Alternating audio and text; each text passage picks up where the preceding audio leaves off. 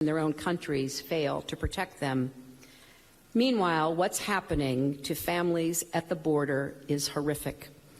Nursing infants being ripped away from their mothers, parents being told their toddlers are being taken to bathe or play, only to realize hours later they aren't coming back.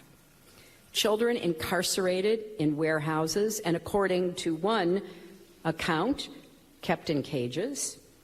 This is a moral and humanitarian crisis. Every one of us who's ever been a parent or a grandparent, an aunt, a big sister, any one of us who's ever held a child in our arms, every human being with a sense of compassion and decency should be outraged.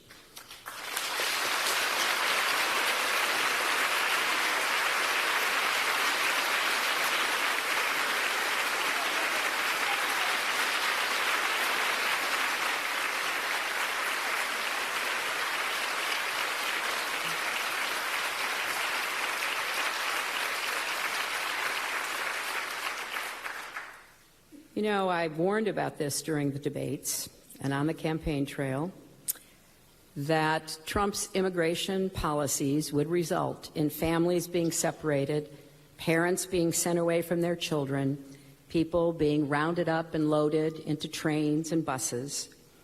And now, as we watch with broken hearts, that's exactly what's happening. And let's be very clear. This is not happening because of the, quote, Democrats' law, as the White House has claimed. Separating families is not mandated by law at all. That is an outright lie. And it's incumbent on all of us, journalists and citizens alike, to call it just that. So,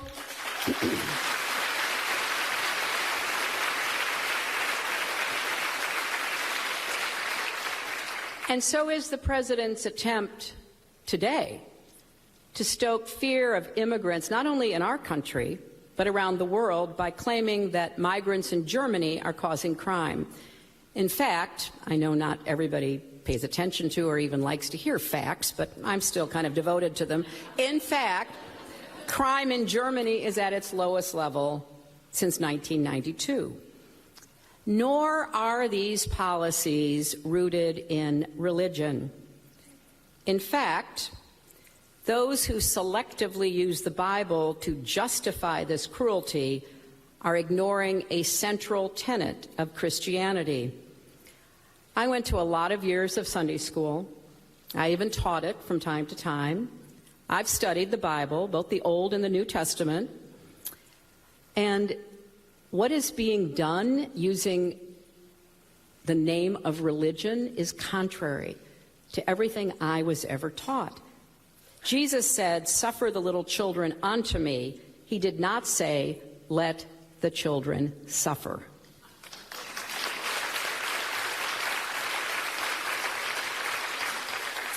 So the test of any nation is how we treat the most vulnerable among us.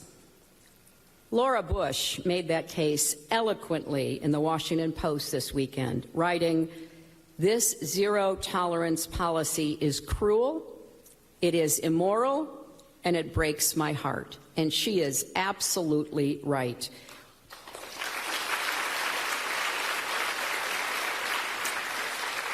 We are a better country than one that tears families apart, turns a blind eye to women fleeing domestic violence, and treats frightened children as a negotiating tool, as a means to a political end.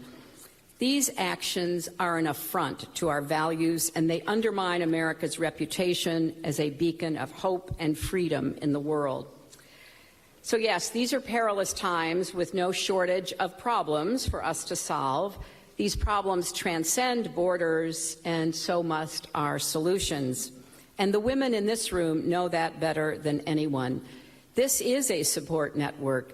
This is a network of problem solvers, and our country has never needed you more. So despite the challenges we face, organizations like the New York Women's Forum fill me with hope for the future. And so does the rising tide of